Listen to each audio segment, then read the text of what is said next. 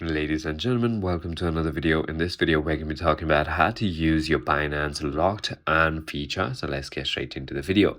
So the first thing you want to do is simply go ahead and from the home screen, tap on the Earn section to access the Earn products. Then you want to simply go ahead and choose or find and tap on the Locked or Term Deposit tab right over here.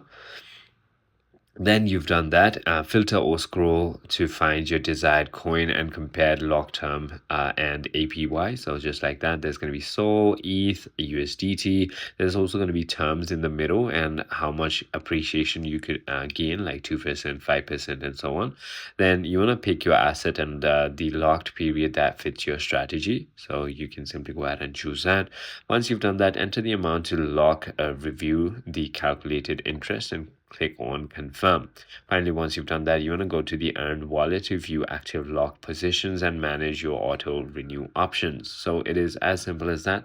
I hope this video clarifies everything for you. If you have further more queries, feel free to comment down below and I'll see you on the next one.